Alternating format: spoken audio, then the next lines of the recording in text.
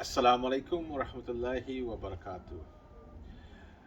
I didn't know about transplant. I didn't know much about it.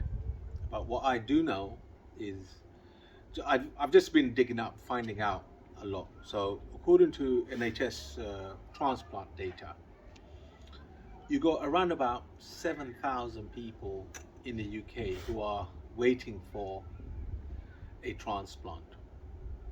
Now, since waiting, about 276 people have died. They haven't received their transplant. The average waiting time for a kidney transplant is around about 2 to 3 years. And I know personally how that can impact someone. So, if the kidney levels are really low, they go on dialysis. And with dialysis, maybe you know and you don't know, those who are on dialysis, the the curve of the life coming to an end is actually quite a big drop. So dialysis is okay, but is not ideal. The best thing is them having that transplant. Now, the the waiting time, the kidney, I've said 2 to 3 years. It could be even 5 years. But in other, the kidney is also the most transplanted organ in the UK. So what we all need to do is come forward. Yeah, we can. I'm hopefully, inshallah, I'll be a living proof that I can function with one kidney. Most human beings can. I've heard of stories where um, there's a father and son, other sons who have kidney problems. So the fathers are unwilling to come forward to donate their kidney. They're rather hopeful that the son is put on the waiting list and then get a kidney donated by somebody else. Now, maybe they're afraid. Am I afraid? Of course, I'm afraid. I'm, I'm worried that what's going to happen. But that's part of the process. We have to help our dear ones, loved ones, and also those who are in need. So when I heard those stories, I thought, what's it all about? You know, fathers, mothers denying or rejecting, refusing to help. I think everyone needs to really reconsider. There are some people who cite that it's un-Islamic. And again, I've done some research on this matter. We don't want exploitation. We don't want an organ that is bought by from somebody who's vulnerable. These kind of exploitations have been happening. I actually, if I ask you to come closer, I have been offered to go to other parts of the world, yeah, to get a kidney donated for my son. Now, there are so many issues with this itself.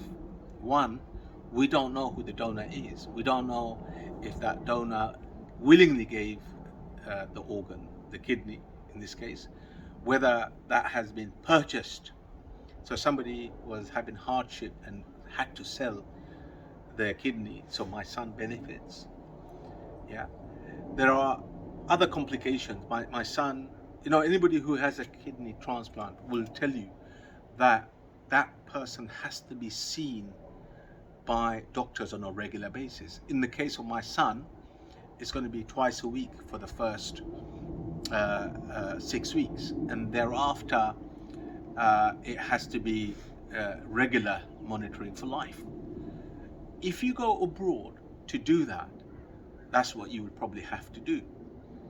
If you now want to travel back to the UK, there are complications.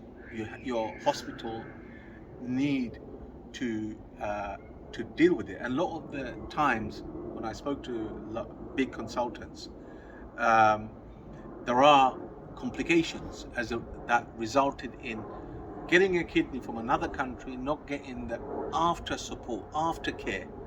So really be sensible here. What we need to do as a Muslim community, we need to come forward and donate our kidney so others may live. And it becomes an act of sadaqah jariyah. Now, the bit about it's not Islamic because you have to be buried with all your organs because you're going to be raised with all your organs. We don't know what state that will be raised again. Yeah. Now, will be now. In some cases, will be our original state. Not being circumcised, for example. So I think really we all need to do our own research. There are many, many people, especially within the Muslim community, we take large amount of organ donation or blood donation and we give less. Why should that be so? Within the BME Muslim community, there is an increasing number of people who need organs, who need blood, more and more. Every time you go to a hospital to a loved one, they put blood in. Where does it come from? Are we giving any blood? Are we putting our name forward? When this hits you as a person, you'll understand. I hope you don't. I hope and pray that it doesn't affect you, but you'll know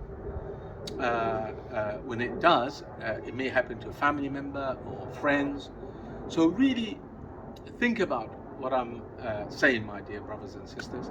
And yes, please make dua. And if you feel you want to share it with someone, do share it with them, because I'll be talking about this until and after my transplant. I'm giving my kidney to my son, and I pray Allah subhanahu wa ta'ala gives my son shifa. I pray that Allah subhanahu wa ta'ala gives our family a lot of strength in this difficult time. And anybody who's going through this, it can be hard, but we need to get in the business of saving lives. That's what our faith requires us to do, inshallah. Assalamu alaikum wa rahmatullahi wa barakatuh.